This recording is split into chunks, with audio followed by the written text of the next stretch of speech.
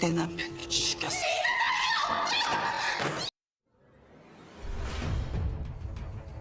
Nah, sebelum lanjut ke filmnya, pastikan dulu kalian sudah nonton episode sebelumnya, biar kalian paham alur ceritanya. Bisa klik link di pojok kanan atas atau yang ada di deskripsi. Dan inilah Lies Hidden in My Garden episode ketiga.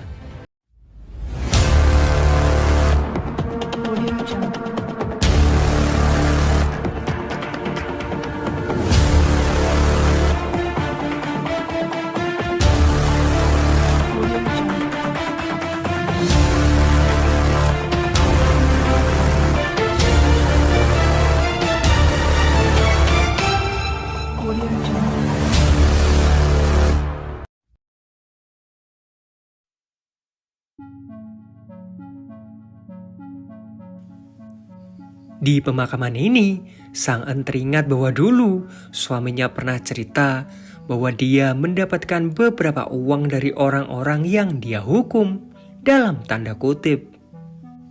Orang-orang ini melakukan kesalahan fatal sampai harus mendapatkan hukuman. Nah, di sini Sang En berpikir apakah Park ini juga salah satu orang yang ingin dihukum oleh suaminya. Adik iparnya pun datang. Dia ngasih tahu bahwa kakaknya Kim sebenarnya memiliki hutang sebanyak 200 juta won. Uang itu digunakan untuk berinvestasi, tapi ternyata mereka malah tertipu. Sang En mencoba menjernihkan pikirannya. Tiba-tiba dia bertemu dengan Joran di toilet. Joran lalu melirik HP yang dibawa oleh Sang En. Ketika melihat HP itu, entah kenapa ekspresi Joran berubah. Nah, si Sang En ini ternyata juga notice. Joran lalu kembali. Dia segera memberikan penghormatan untuk mendiang Kim. Sang En terus menatap tajam ke arah Park. Bahkan ketika Park sedang makan, Sang En mendekatinya dan memintanya untuk berbicara empat mata. Joran terlihat kebingungan. Dia penasaran apa yang mereka berdua ini akan bicarakan. Sang En menatap Joran dengan tatapan sinisnya. Joran lalu teringat lagi akan HP yang dibawa oleh Sang En di toilet tadi. HP yang sama yang ada di foto yang dikirimkan Sang En ke HP suaminya.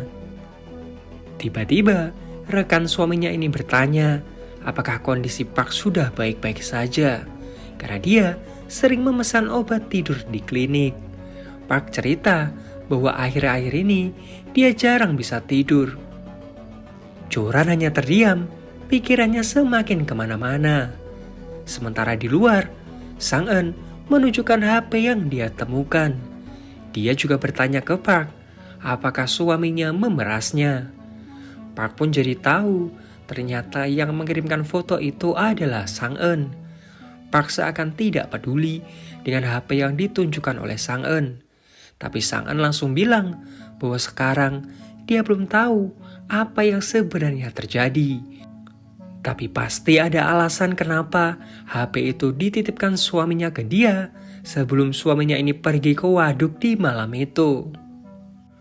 Park terdiam sesaat. Dia seakan menantang Sang En. Jika Sang En berhasil menemukan sesuatu yang penting, tolong untuk memberitahunya. Siapa tahu Park jadi ketakutan. Sang En menerima tantangan tersebut.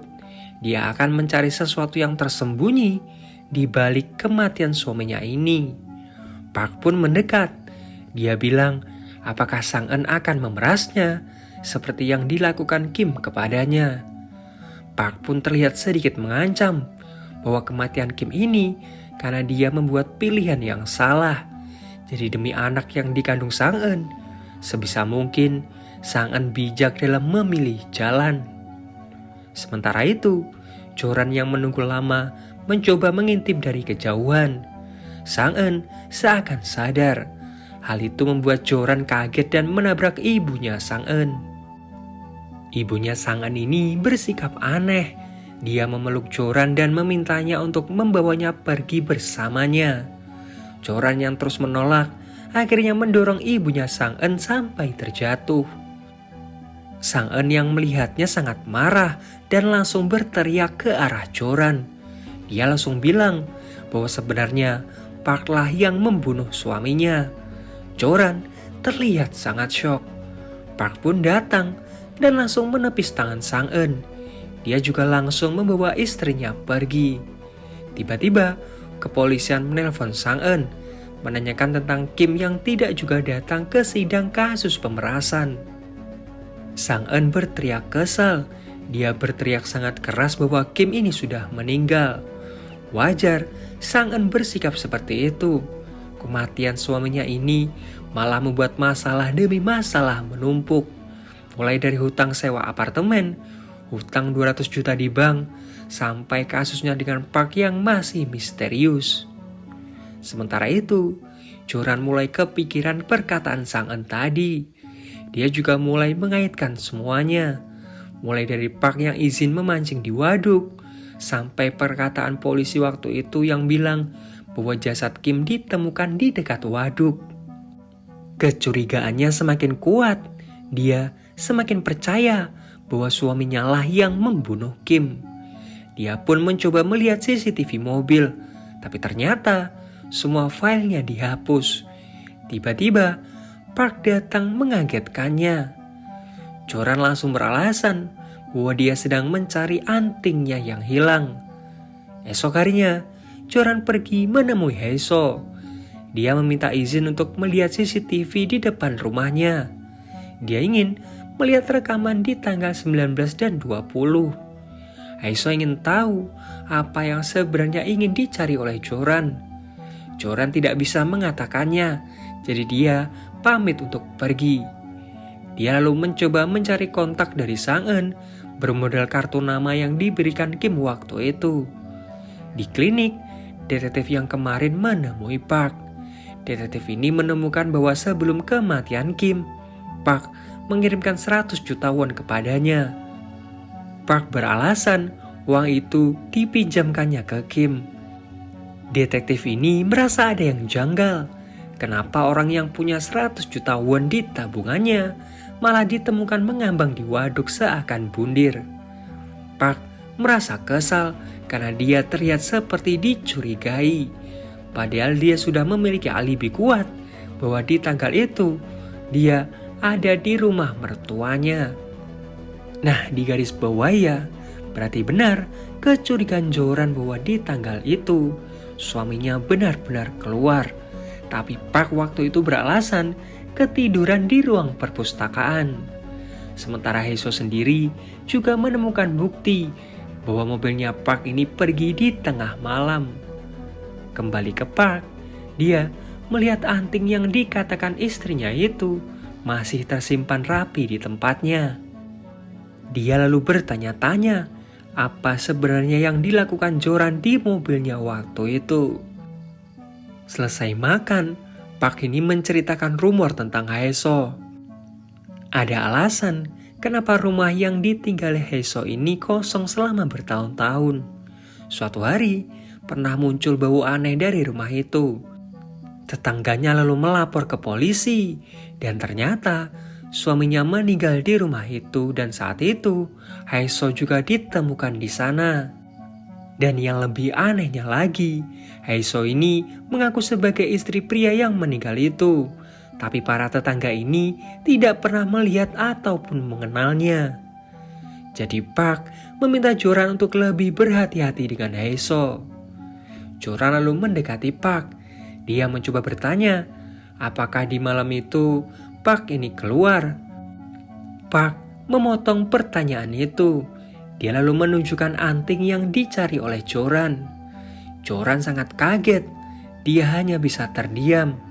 Park bilang bahwa dia sudah berusaha sangat keras mencari anting itu. Joran pun akhirnya jujur bahwa dia hanya berbohong soal anting itu. Jadi dia meminta Park juga jujur. Jadi apakah di malam itu Park ini keluar menemui Kim? Park sadar maksud pertanyaan itu. Dia lalu bertanya, apakah Joran menuduhnya membunuh Kim? Park terlihat kesal. Dia meminta Joran untuk tidak bersikap aneh-aneh lagi, karena semua ini juga akan berimbas ke Songjae. Beberapa hari yang lalu, Songjae ini dipanggil wali kelasnya karena dia sangat depresi dan ingin bundir. Semua itu karena kejadian ketika Joran memukul seseorang di pesta topeng sekolahnya. Jadinya, Songjae ini sering dibully dan dihina. Di tempat berbeda, dua orang anak bermain-main di sebuah supermarket. Mereka malah menyenggol barang yang didisplay sampai terjatuh. Haeso yang ada di dekat sana jadi tertuduh yang melakukannya. Ia pun akhirnya terpaksa menyusun kembali barang-barang itu.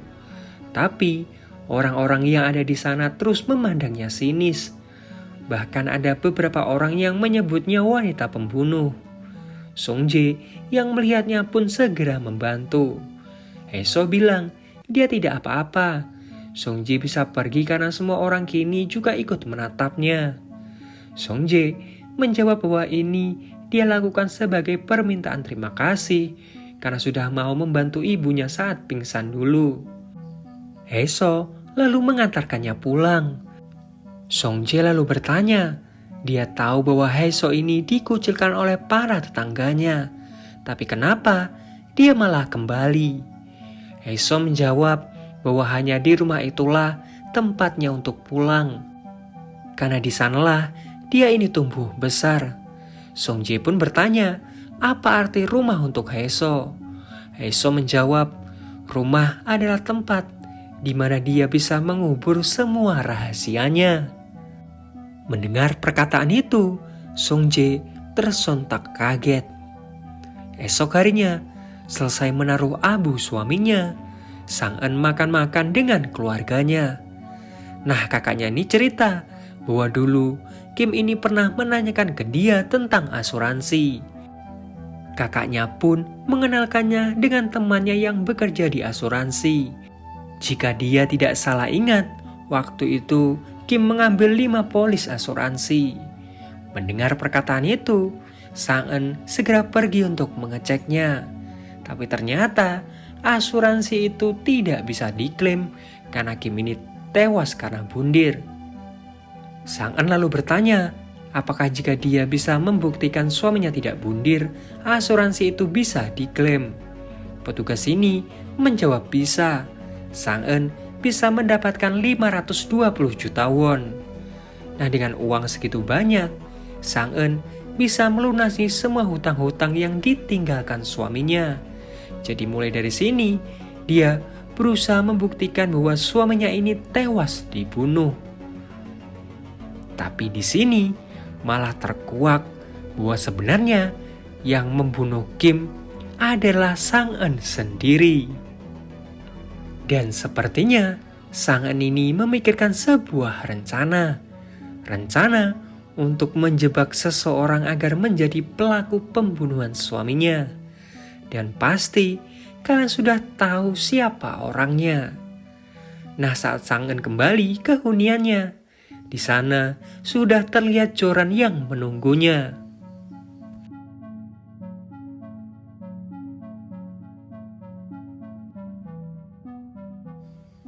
Kita langsung dibawa flashback di saat kematian kakaknya Joran. Di saat itu, Joran melihat pria yang tinggal di sebelah apartemen kakaknya. Pria itu juga melihat ketika kakaknya Joran dibawa masuk ke ambulan.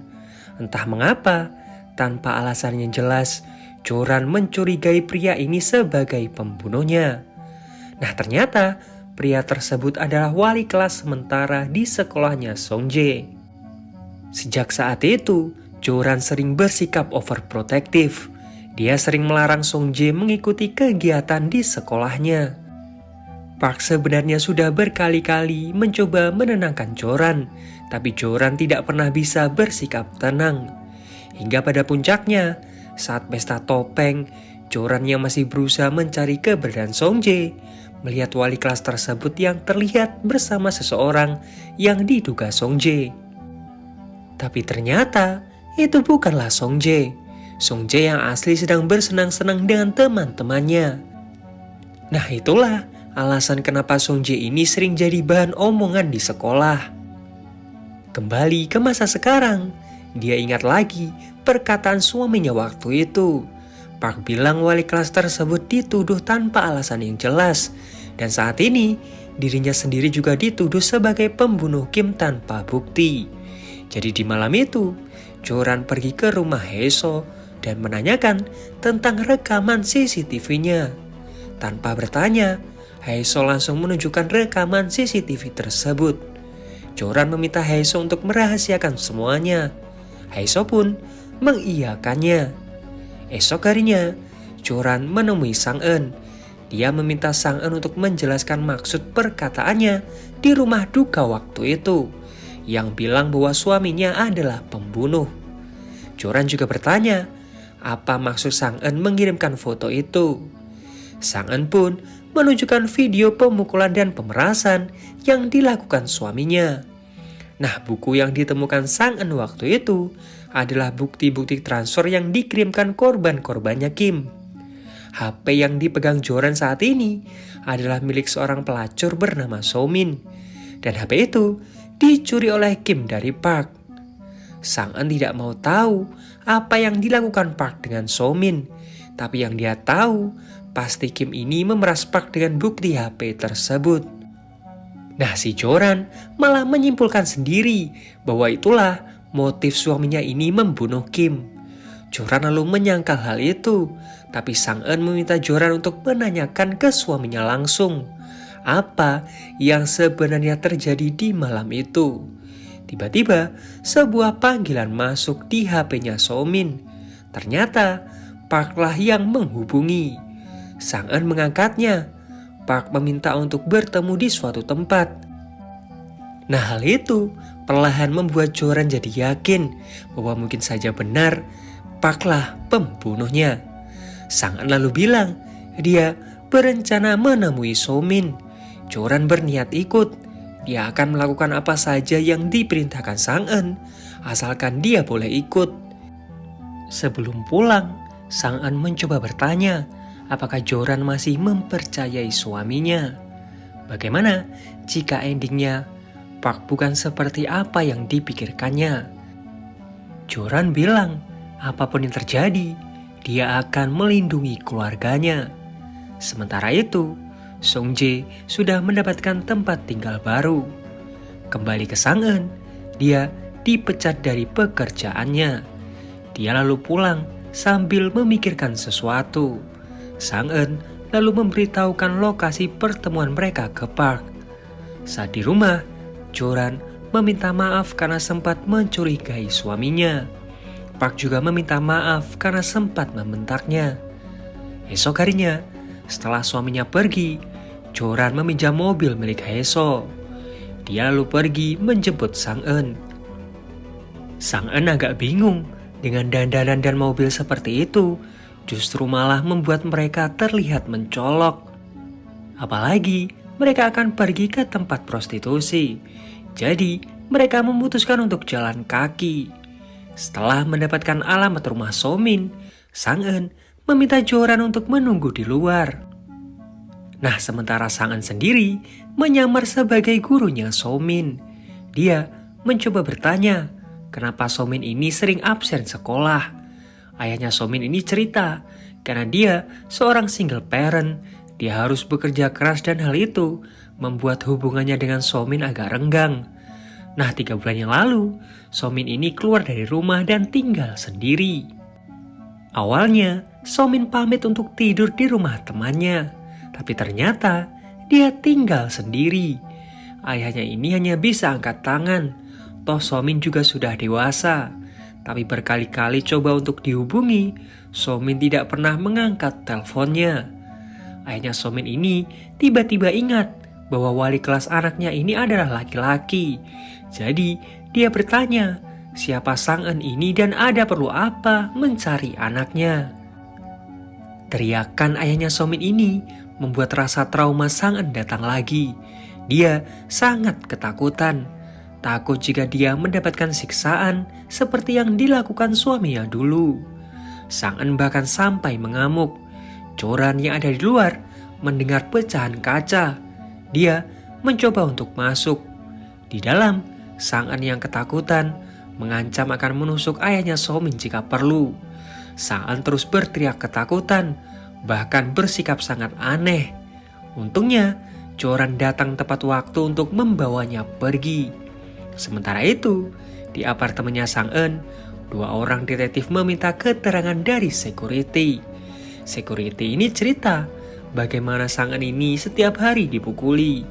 Memang berat membesarkan anak tanpa bapak, tapi mungkin akan lebih baik jika begini. Security ini meminta detektif untuk tidak curiga ke Sang En karena hidupnya sudah cukup malang. Tapi detektif Kyung malah semakin curiga. Bukankah dari kematian Kim ini, Sang En-lah yang sangat diuntungkan karena dia sudah tidak merasakan penyiksaan lagi. Tapi rekannya meminta detektif Kyung untuk tidak berpikir seperti itu. Apalagi dengan kondisi Sang En yang hamil saat ini. Detektif Kyung mulai menemukan jalan buntu karena yang dia ketahui semua petunjuk tentang Kim terasa samar. Mulai dari HP miliknya, mobil tanpa kamera, sampai rekening ilegal yang dia gunakan saat ini. Tapi detektif Kyung yakin di balik hidupnya yang sangat dirahasiakan, pasti Kim ini memiliki suatu catatan penting. Kembali ke Sang En, dia mulai sedikit tenang. Sebuah pesan lalu masuk. Ternyata Park memberitahu bahwa dia akan pulang telat malam ini. Malam harinya, saat di jalan, ayahnya Park menelpon dan memintanya untuk segera ke sana. Tiba-tiba, Park teringat di saat dia menyeret seorang jasad perempuan dan menyembunyikannya di lemari. Ingatan itu seperti terus saja menghantuinya. Beberapa saat kemudian, dia menemui Sang En. Park menawarkan uang 200 juta ke Sang En, tapi Sang En meminta 500 juta won seperti yang diminta suaminya. Park lalu bertanya, informasi apa yang dipegang Sang En saat ini, sampai hal itu seharga 500 juta won. Sang En pun menunjukkan salinan buku suaminya. Tapi salinan itu cuma berisi sepenggal kata yang tidak begitu penting untuk Park. Sang En pun menambahkan bahwa suaminya itu orang yang sangat waspada dan juga teliti. Pasti ada satu alasan kuat kenapa dulu suaminya menaikkan tarif tersebut jadi 500 juta won. Nah, percakapan mereka berdua ini juga didengar oleh Joran. Sang En lalu menunjukkan foto Park bersama dengan Somin. Park terdiam. Sang En tahu bahwa Park ini pasti mengenal Somin dengan baik. Park menelan ludahnya, pertanda dia sangat gugup. Park lalu menawarkan 300 juta ke Sang En. Sang En menolak, tidak ada kata negosiasi dengannya. Ekspresi Park berubah, dia sedikit tersenyum. Dia lalu bertanya satu hal ke Sang En. Bagaimana caranya Sang En ini memindahkan Park? Dengan posturnya yang tinggi, pasti Park ini sangat berat. Ditambah lagi, Sang En saat ini sedang hamil. Di titik ini, gantian Park yang mendominasi, karena Sang En hanya terdiam membeku. Sang En mencoba membalikan situasi. Dia balik bertanya, bukankah Park yang harusnya tahu, karena dia yang ada di waduk waktu itu. Park kembali tersenyum. Dia bilang, kenapa pertanyaan tersebut seakan menyiratkan bahwa karena Park tidak datang ke waduk waktu itu, semua jadi tidak berjalan semestinya. Park menambahkan, mungkin jika malam itu dia benar-benar datang ke waduk, hal apa yang akan dia lihat? Sang En hanya terdiam tidak menjawab pertanyaan tersebut. Park secara terang-terangan bertanya, kenapa Sang En ini membunuh suaminya? Nah, Joran yang mendengarnya sangat syok. Sementara Sang En sendiri hanya bisa terdiam sambil menelan ludah. Park paham, niatnya Sang En ini mau menjebaknya sebagai tersangka pembunuhan Kim agar bisa memuluskan negosiasi ini. Jika itu yang Sang En mau, Sang En bisa membawa HP milik Somin ke kantor polisi dan membuktikan siapa yang sebenarnya bersalah. Sang En bertanya balik, Terus alasan apa sampai Park mau membayar suaminya 500 juta untuk tutup mulut? Park bilang dia hanya ingin mengubur kisah terlarangnya bersama dengan So-min. Sang-eun tidak percaya suaminya pasti tahu sesuatu yang lebih besar daripada sebuah kisah terlarang. Park pun pamit pergi. Dia memberikan sedikit saran. Nanti ketika Sang-eun dimintai keterangan polisi, usahakan untuk tidak segugup tadi. Atau kalau tidak, Sang-eun akan langsung dicurigai. Sang-eun terlihat sangat kesal. Kali ini dia benar-benar kalah. Park tidak sebodoh yang dia kira. Joran juga terlihat kesal. Dia merasa sudah dibodohi. Tiba-tiba, seorang pria yang mengaku sebagai walinya So-min menelpon HP-nya So-min. Sang-eun pun bertanya di mana keberadaan So-min. Pria itu meminta sejumlah uang dan mengirimkan alamat. Saat di apartemen, Sang-eun berkali-kali meyakinkan dirinya sendiri. Pasti ada rahasia besar yang disembunyikan Park yang seharga 500 juta won. Sementara Joran sendiri masih agak bimbang perkataan siapa yang bisa dia percayai, suaminya atau Sang-eun. Nah di sini juga mulai terungkap bahwa jasad yang ditemukan Joran di taman adalah jasadnya So-min. Dan di malam itu, Park memang tidak keluar menemui Kim, tapi dia memindahkan jasadnya So-min. Dan film pun bersambung. Sumpah tiap episodenya semakin seru, pelan-pelan mulai terungkap semuanya. Tapi masih jadi misteri apakah benar Park yang ngebunuh So-min atau plot twistnya malah Park cuma ngebantu menghilangkan jejak. Dan pertanyaan terbesarnya, di mana jasadnya So-min disembunyikan? Kalau menurut kalian gimana? Coba komen di bawah.